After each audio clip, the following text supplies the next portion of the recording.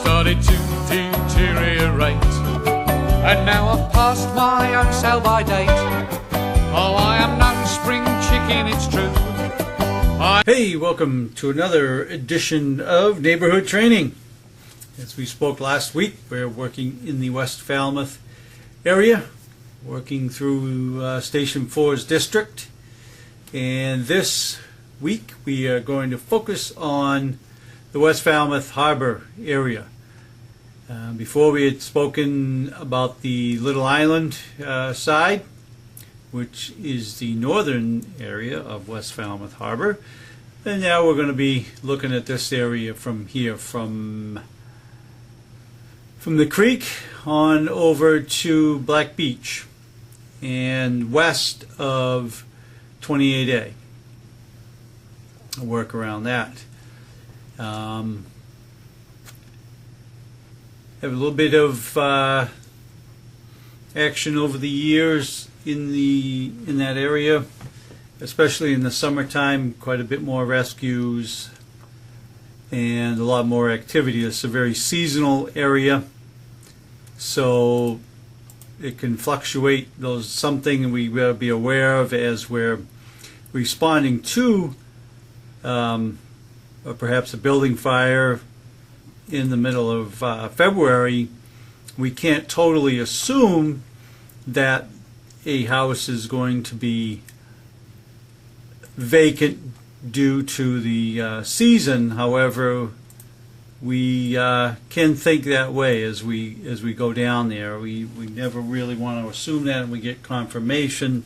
However, it is just one of the things that can run through our mind as we're going through.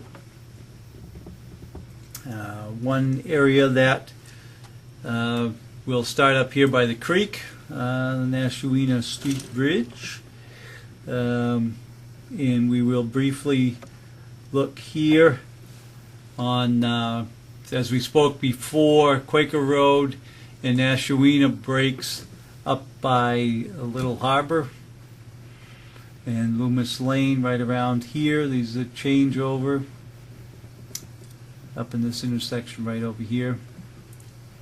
And these houses here are all addressed on Nashawina, even though it's a little cul-de-sac. The first road is Cordwood Landing. And something we need to be aware of on Cordwood Landing is that there's two sections of Cordwood Landing Road divided by the railroad tracks, currently the bike path. But we'll see a street sign on 28A right here that says Cordwood Landing.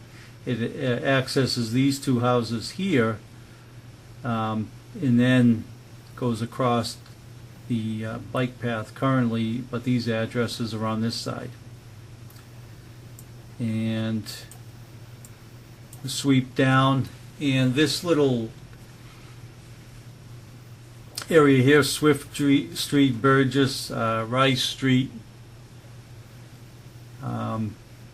as you'll notice, does not have hydrants down in there. It's not a very long street. However, if we did go to this number 12 down at the end, it might be a little bit of a stretch.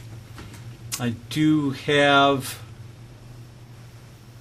some photographs of those houses, and I'm not sure which ones those are, so we will go back to those later on when I get them organized.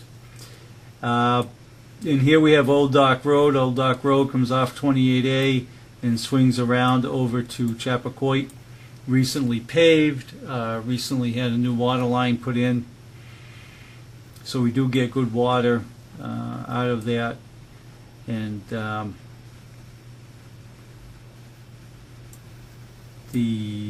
sure everybody's aware that the launching ramp for West Falmouth Harbor is right here, and the dock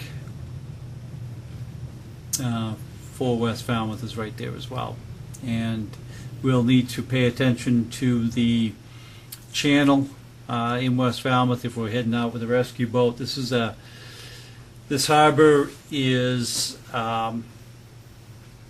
the channel goes very close to the shore up by Chappaquiddick Island, and you do have to pay attention to the channel because there are some areas in there that are very, very rocky.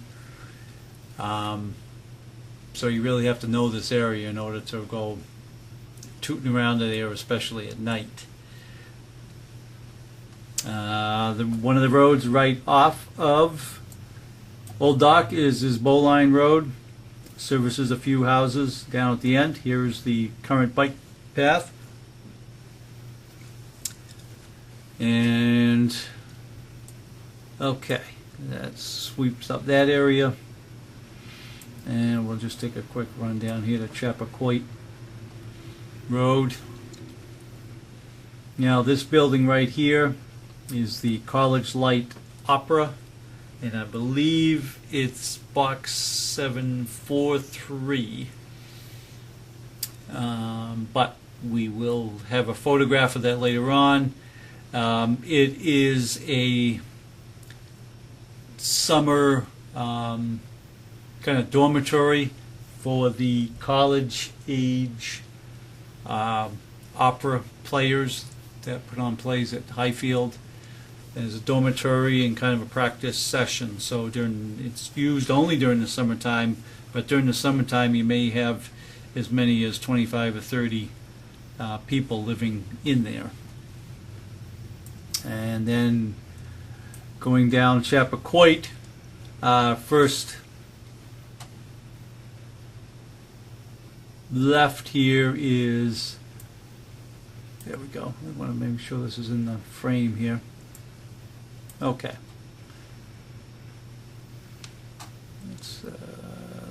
There we go. Okay. And we head down, and then we'll hit a break right in here. We go Black Beach Hills Road and Little Neck Bars Road. And one thing you'll notice, if you come down and you bear to the left, you go on Little Neck Bars Road, and you will come to this Gilbert Lane in here that services a few houses, and then Puffin Lane really way down at the end. There's a hydrant way down at this cul-de-sac, but it is a dirt road, and it does get tight in this area here, especially for the engines. So I know that the trash trucks do get down and are able to turn around, so it should be kept wide enough and graded by the town for us to get in and out of there.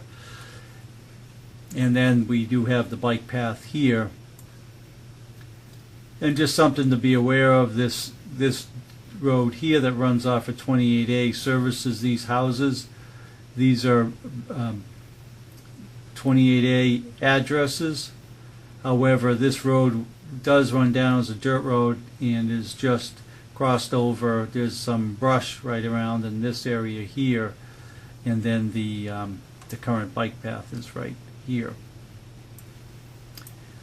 And then we have Black Beach Hills Road, which turns into Drift Road right up here, and the last hydrant is right here. The town does keep this road pretty well maintained. This whole area is fairly seasonal. However, the Black Beach area does have a few people that live there year round. I'd say about 75% of it is seasonal, but the rest of 25%, I'd say, the folks that are living out there year round. And as you see here, we have quite a few houses running all the way down Drift Road and down towards Black Beach, and we that is longer than 1,200 feet in order to get to this last house. And just to pan out a little bit, then we have Black Beach and the Great Sippowisset Marsh. We might have, you might have beach rescuers, just good local knowledge to know how to get to Black Beach, where it's at, where the marsh is at. Now that we have more people traveling that area through the bike path, folks might get out onto the marsh, and we may have a little bit more use of it in there. So we should know how to get in that area. Okay, and now we'll move up from here. We will move up into Chappaquiddick Island. And one other place that we will mention on the way that does have a fire alarm box is Barrowman's Bathhouse, which I hear could become a radio box once the Chappaquiddick Bridge is being renovated. So, but it does have a box on it. It is a seasonal bathhouse, wood frame, and it is a private bathing area, beach area. So we do need to know the difference between Bowerman's and Chappaquiddick Beach, which is the public beach up ahead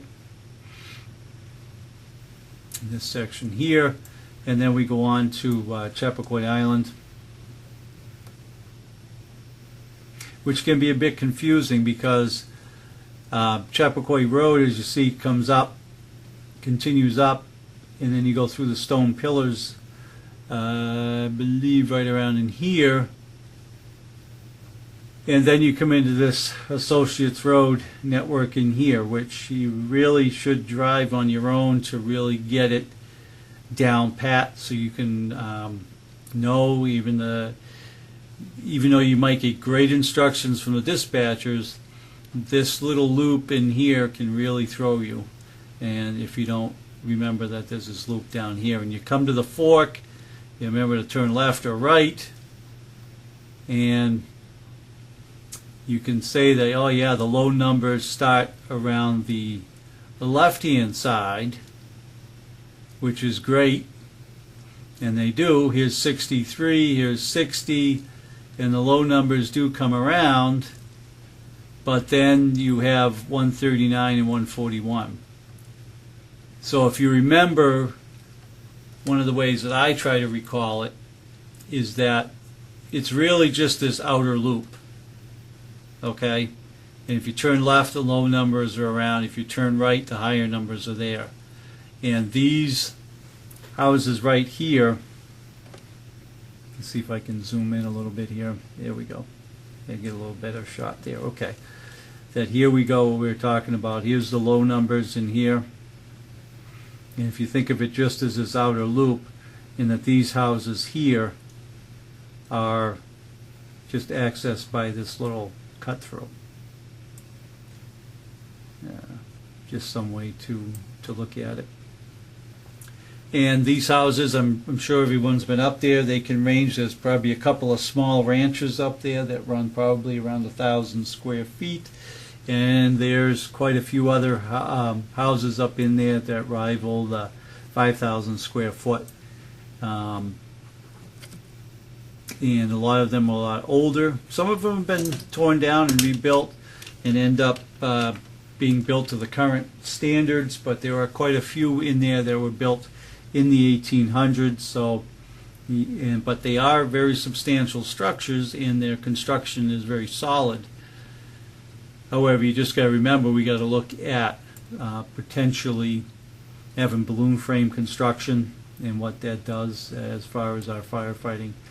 One place I do want to point out is you look at this building here and you say, oh yeah, 175, how the heck do I get there? And 218, you wonder, geez, you know, how are we going to get there? Well, 218 comes off this little spur off of Chappaquiddick Road. 175, you'd think it would be landlocked. You can see this house right as you're heading on to the island between the pillars. You look to the right, you can see it, but there's a driveway that runs right in between, and it's a longer driveway, probably about 500 feet, and that's how you get to it. So just something to be aware of. Okay, and we'll back out here. Okay, and then we will go to one of our other trusty town maps and see if it'll work for us today.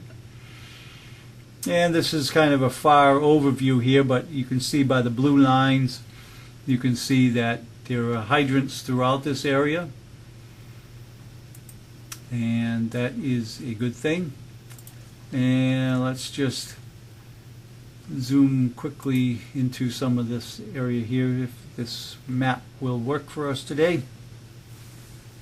Sometimes I find it's kind of finicky. There we go. Looks like it's behaving today. Okay. Alright, there we go. So now we're seeing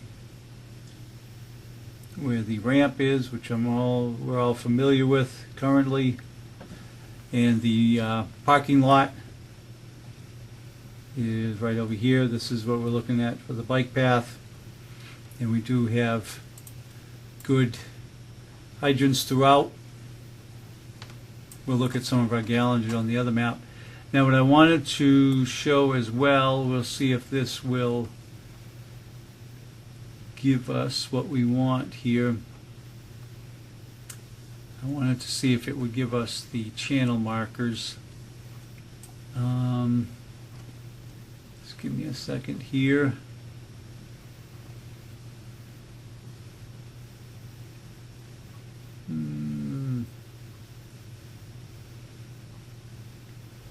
Thought this is going to give us our channel markers here, but if not, that's all right.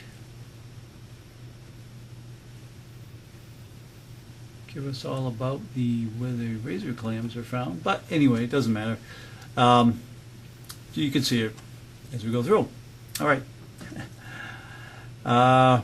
We won't spend too much time on this since we just talked about it, but just to briefly show. Right. Okay. Now we will back out here. We'll begin to look at some of the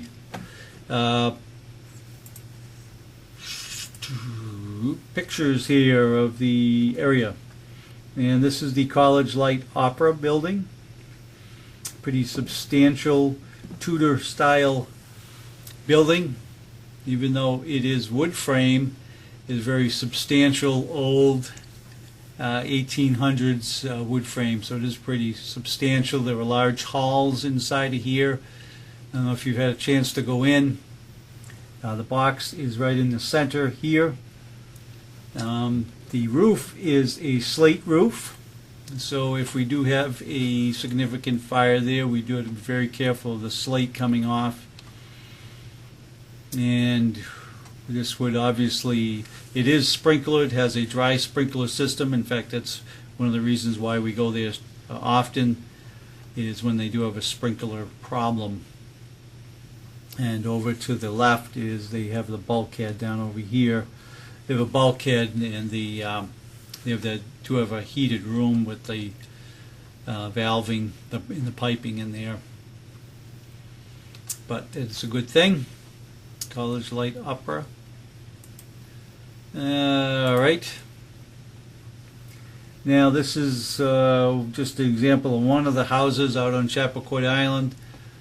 Shingle style house, very old. Probably one of the original ones out there on Chappaquiddick Island. Little unique design, the way this roof line is done.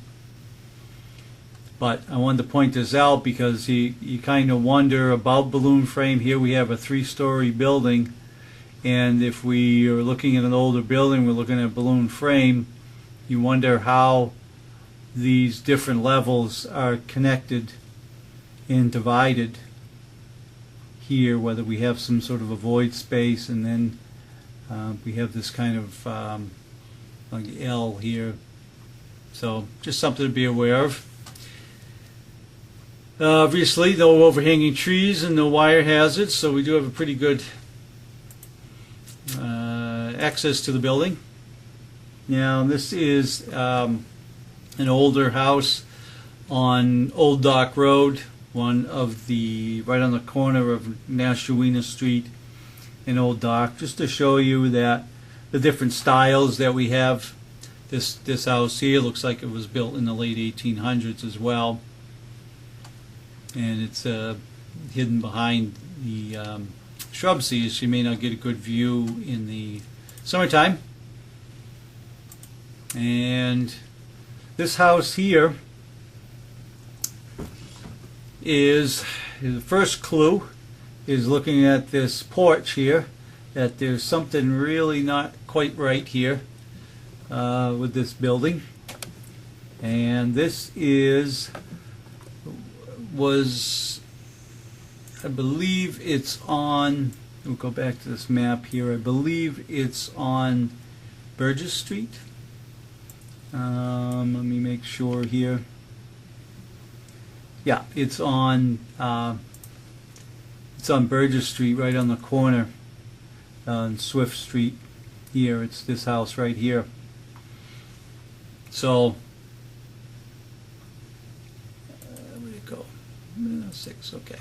As you can see, quite a few of the windows are broken out, and windows are out up here. I don't know if anybody is like vagrants and so forth have gotten inside of it, but they keep the lawn mowed. But the building itself, that's one of the things we got to evaluate when we get there. I don't know how we're going to be able to tell the difference, but if you see these signs at a building when you first get there, and make a determination of whether you're going to go in or you're not going to go in. Right now we will go to another one. This one here is on Burgess Street as well. These are the two houses very at the very end. Actually, these are on Swift Street. Excuse me.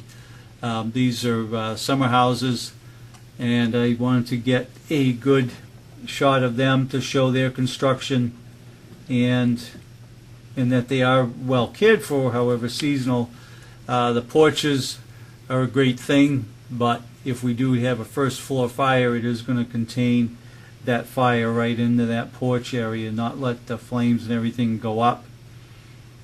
So it takes us a little bit of a different challenge than we would normally have. And hopefully we won't have a fire there, but if we do, we'll at least have some knowledge what's there. Okay. And this here is a very washed out shot, because the sun was there, of Bowerman's bathhouse. Pretty good complex if you haven't been down there. There's a central area here where the box is. This is, I want to say it's sprinklered as well. We have the center area and then these two wings here which hold the changing rooms. And this is kind of a condo beach thing that everybody owns their little changing area inside. But during the winter time it is gated off, and we would need to cut this in order to get through. So don't get too excited if you go up there in the middle of winter time and go to try to get in there at 2 o'clock in the morning, that you don't run into the fence, the chain here. Okay. And this is just another picture of a house on Chappaquiddick Island. This house here is, I believe, about 4,500 square feet. And it looks to be one of the original houses, probably built in the late 1800s. And it is, this is the back view facing West Falmouth Harbor. And the front view on Associates Road is kind of blocked by hedges, but just show you the substantial building here and some of the different features that we'd be dealing with. Here they do have a little turret area, and a kind of a shingle porch that would be disguised. Another access over here to what looks like a basement, and it looks like this level up here is occupied some of the time because there's some sort of a deck over in the corner. So just the little things to pick out as we go along. All right, we'll give you a little overview just as we're wrapping up. the West Falmouth Harbor neighborhood. Up here we have approximately 150 residential houses, wood frame predominantly. I would say, and I guess probably all of them are wood frame.